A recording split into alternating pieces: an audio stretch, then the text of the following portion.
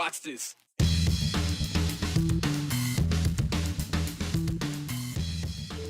After an election night error, Jerome County is explaining to us how the results were fixed after a first report of election winners wasn't quite accurate.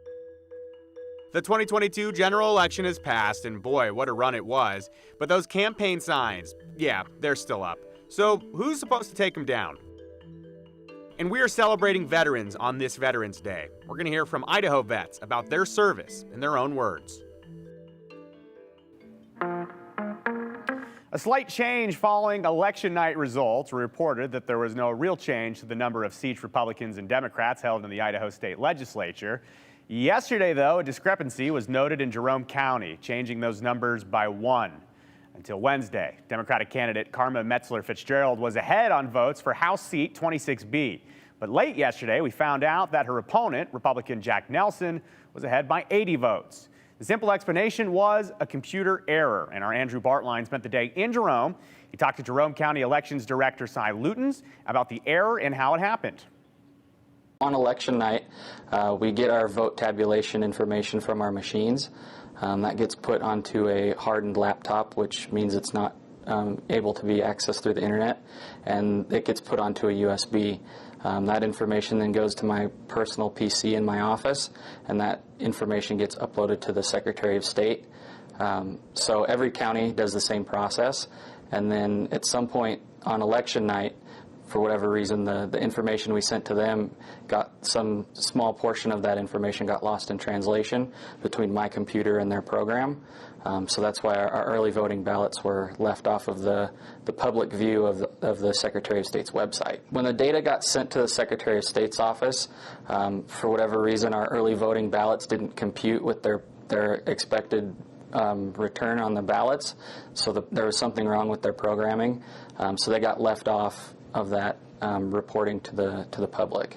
So I'm not sure how that happened, but that's why we have a week for unofficial results to figure those issues out and make sure that we get that out to the public as soon as we can. So no meddling, no adding or subtracting, just a simple computer error, an error that was caught, clearly. And as Luton said, this is the very reason for election verification here in Idaho, and that system caught the mistake. Now, when we spoke to Karma Metzler-Fitzgerald on Thursday, she said that she trusts the system, a sentiment that her opponent, Jack Nelson, shares. I trust our election process here in Idaho.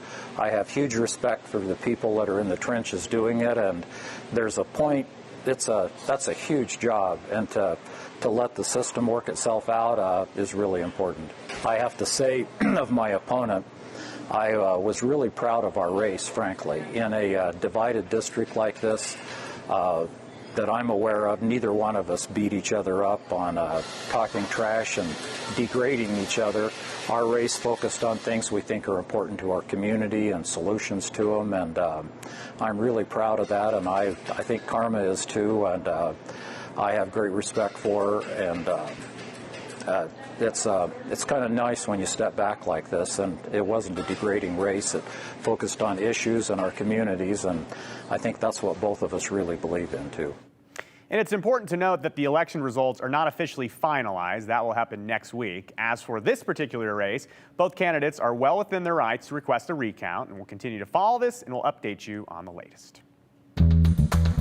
Speaking of the election, full results are up right now at KTVB.com. And long story short, Idaho Republicans dominated statewide races. There's no real surprise there. But with the election over, we are seeing some questions about campaign signs. Yeah, there's still a lot up. We got this message in. To all the politicians and their proxy minions, election is over. Get those signs down and disposed of properly. Many of us are tired of the debris visually blocking the intersections and trashing city and county walkways, right-of-ways, along with the scenic byways in our city of trees. And that's sent in respectfully to Brian and Joe from Mark Arnstam from Boise, United States Navy retired submarine specialist. And first and foremost, on this Veterans Day, thank you for your service, Mark, and please tell Cindy we say hello. But back to the comment, Mark is correct. Those campaign signs, yeah, they should be taken down. And the Secretary of State's office has explained to me that the signs aren't really in their purview. So who to bother on this one? Well, because we mostly see these campaign signs on roadways, it's actually the Department of Transportation, the Highway Department, the county highway districts that have that jurisdiction, and actually falls within Idaho code. Now, the Idaho Transportation Department, ITD, they actually sent a letter to candidates this year to remind them of some of the state codes that deals with putting up those signs. And the code includes topics such as not putting a sign on private property without permission or putting up signs that mimic a traffic sign, causing confusion. Well, signs also must stay out of the right-of-way of traffic. And ITD said a great thing candidates can do is collect those signs after the polls close.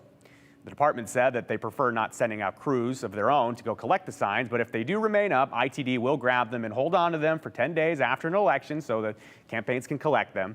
Meanwhile, agencies like the Ada County Highway District, well, they ask that signs be placed 40 feet back from an intersection so drivers don't have their vision obstructed. And ACHD also asks that signs be taken down in their jurisdiction 48 hours after an election. So here we are. Now, we haven't really answered the major question, though. Who's supposed to get these taken down? Chief Deputy Secretary of State Chad Houck has this thought. As far as bringing them down, I think that's more of a social pressure. As a political candidate, you don't want to have your name out there, especially if you weren't successful in a primary. You don't want to see your name be the thing that's out littering streets and eventually blowing across the highways of our state. So there you have it. Nice explanation there from Chad Houck. Long story short, get them down now. Thanks. All right, fact versus fiction, debunking unsupported claims. Yes, we love to do that here on the 208. And boy, do we have an easy one for you today. If you haven't been on social media, this is a good one. Making the rounds in Idaho politics is this tweet. Let's take a look. This is PBS NewsHour. Yes, the actual official account, not some Elon-verse fake account.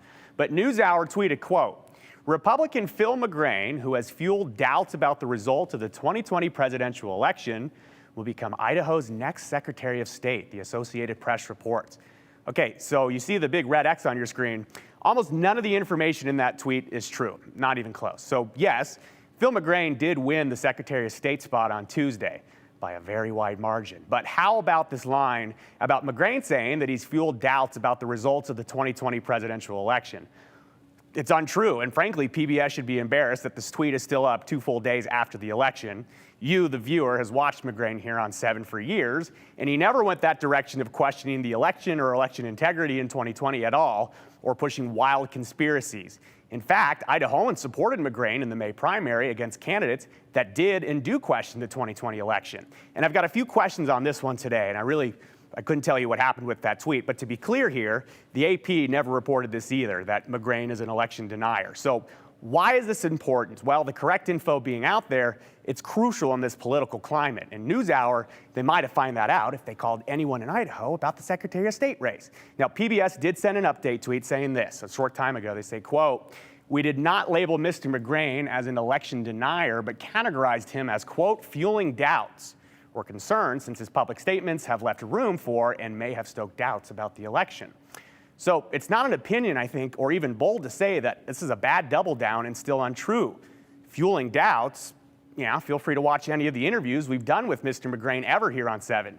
Or even better, here's a clip of Phil McGrane from earlier this year when he was on PBS locally and he was asked about the 2020 election and who was president. Ryan, I think it's so interesting that you asked that question because it's a reflection of just where we are and so many of the current concerns that have come out of the 2020 election. Joe Biden was elected president during that election, but one of the things I've seen and experienced as I've traveled around the state is the concerns that Idaho voters have. I think when most Idahoans reflect on their voting experience and heading to the polls and the poll workers there checking them in, they feel confident about their elections locally. But when they look across the country, there are many concerns, even the reactions like we watched in Arizona in terms of how they handled the post-election process. But one of the big things I want to do as Secretary of State is make sure that Idahoans feel confident that when they drop their ballot in the ballot box, that your vote will count, and that your vote will count just the same as anyone else, and that no one is tampering with our elections. We have a great election system here in the state, and I'm going to do everything I can to continue to ensure that well into the future. So why does all of this matter? It's just a tweet, right? Well, as you've heard Phil say, elections matter, and trust in them is crucial too. So tweeting out that the leader of all Idaho elections fueled doubt about something so divisive, yeah, miss us on that one.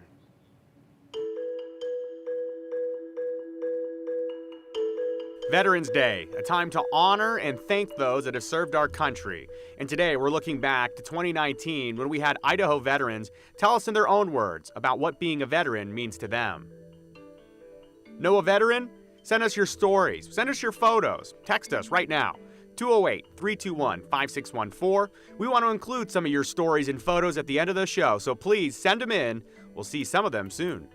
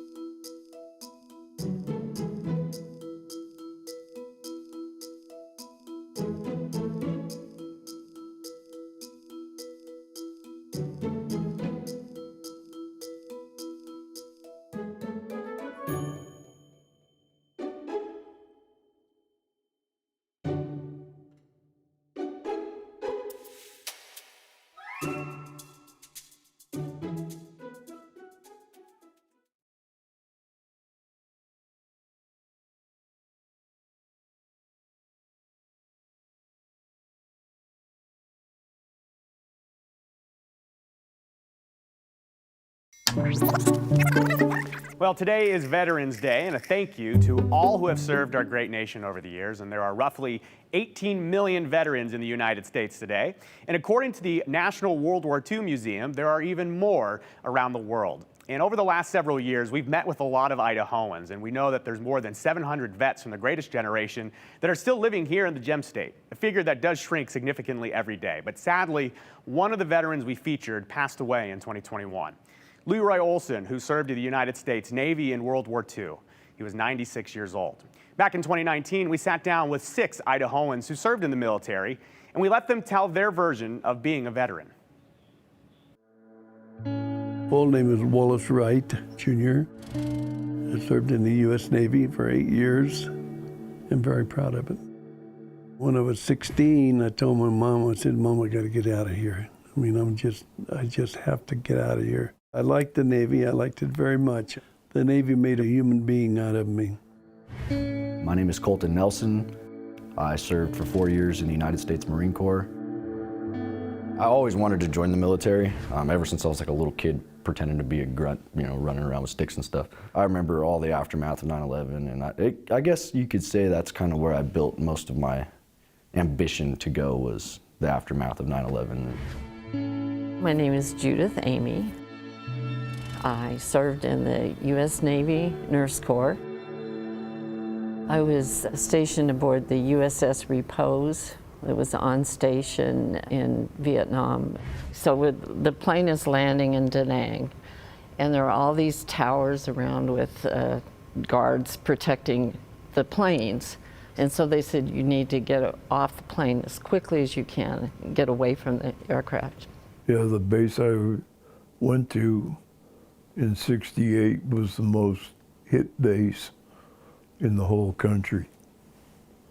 I thought, well, I guess they sent me here for a reason. Robert Kenneth Keene, United States Air Force, Ben Tui Air Base, Vietnam. I know when the plane landed in Tan Son Nhut in Saigon, I happened to see a Jeep down at the bottom with a machine gun mounted in the back. I guess reality kicked in. You know, we're not in Kansas anymore. A friend of mine told me that we were going to send a flotilla of destroyers in Tokyo Bay, and I had better get in there before the war's over. So I got in. My name is Leroy A. Olson. At the age of 17, I enlisted in the U.S. Navy. I served on a landing craft infantry. What we did is picked up troops in staging areas and landed them on hostile beaches. I would probably say most of the time I felt like I was in a movie, that it wasn't really quite real, that this was just something that you only see on the screen. The war was like a big movie, except when you got hit. That seemed to be it. I was in Incheon Harbor in Korea, and one of the minesweepers either got hit or blew up or something, and we were fairly close to it. And I and a couple guys started jumping in. We went in to try to help them out, you know. I had my first one in, I went back for the second one, and then that's when our ship got hit. And I got hit in the stomach, and the guy had shrapnel in my left leg in 4 or 5 places. And The way we worked on the ship, you're 12 hours on, 12 hours off. That's just what you did. And so I was with them a lot. And it was really an amazing experience. At least once a week I could expect a letter from Mom. And I'd look forward to it after a while, you know. And of course, there was no phones, you know. And back in those days, our family didn't have phones.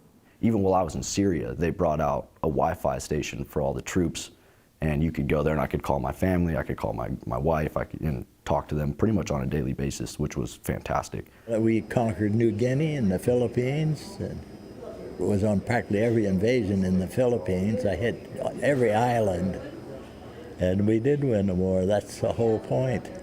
It looked like we lost that war because North Vietnam did take over, and America doesn't like losing, and so people who lose are losers, and I think that was part of the philosophy too. If we'd been victorious, that would have been a different story. I think it was tougher coming back than it was over there. Granted, you're dodging munitions, but the way a lot of the guys were treated when they came back, it wasn't right. Our soldiers and Marines would go on liberty from the hospital in Oakland, and they'd go to Berkeley and get beaten up and accosted and so forth. And so I knew about that, but somehow I thought it would be different for me. And I really thought that other nurses would want to hear about the experience, you know, just professionally. Nurses quickly learned, don't talk about it. I think it would help if they understood more. Even guys today, they're coming back pretty well shot up, beat up, and what have you. I didn't want anybody to look on me as maybe being a wartime hero, because I was really nothing, you know. But as far as Veterans Day, we always had a parade downtown. All the local veterans would throw on the old uniforms and go marching down Main Street, or if they couldn't walk, they'd be in the back of like a fire truck or something. And I loved it. I loved showing support for the people that have served the country, and I couldn't wait to be a part of it myself. Would I do it again? Wow.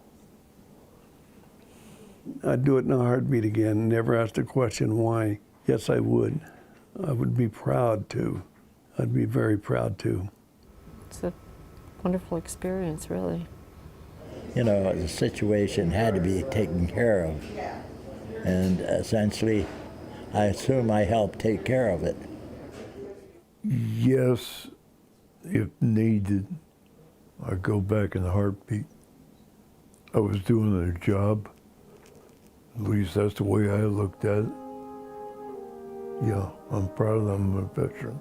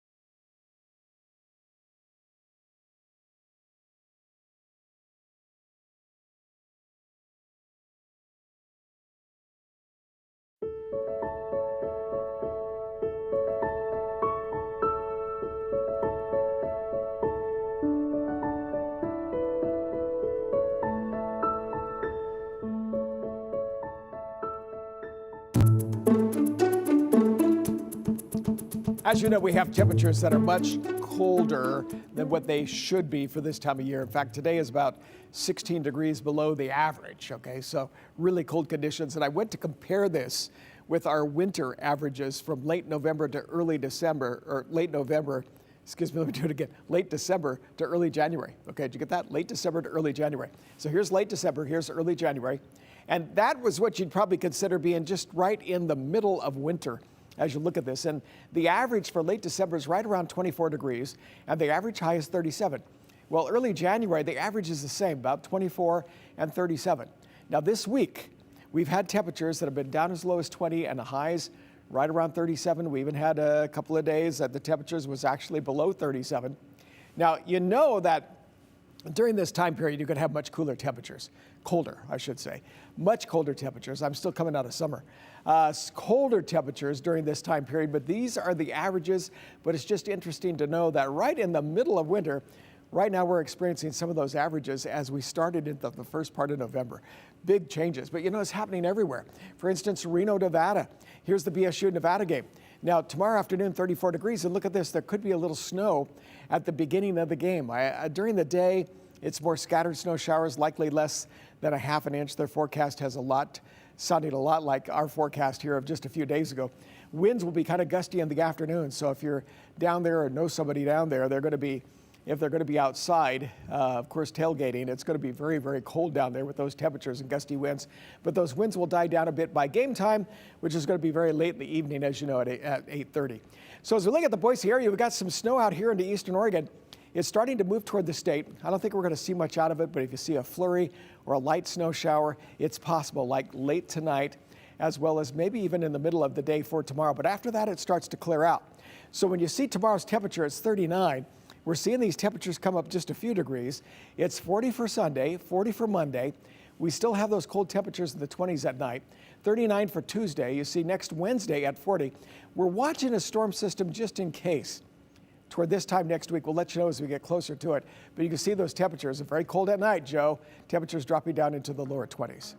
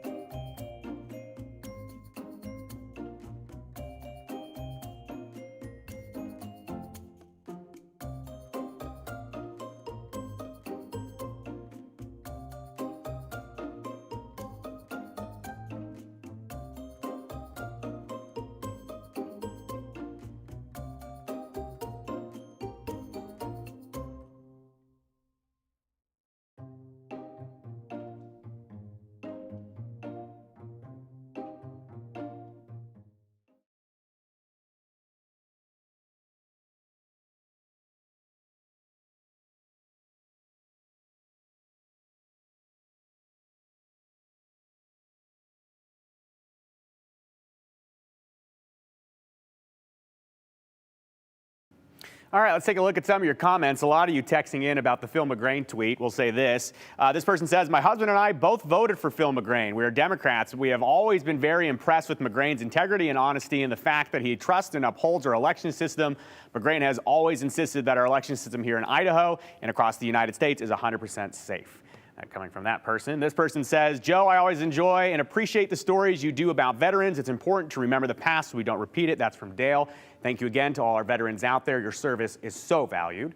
This person says, our politicians would never vote for this, but maybe we should have a law that every sign still up after 2 days after the election, it would cost them 1 vote. That's from Ken in Greenleaf. Ken, I like the idea. I don't know how it would work, but I love the idea. We'll have to talk offline. And then finally, Kathy from Star says, Phil McGrane is so upfront and honest. I'm a Democrat, and I voted for him without hesitation. We're not trying to tee off on anyone, but election integrity, it's important. So Secretary of State, he believes in it, so we're going to support that. All right, we'll see you Monday.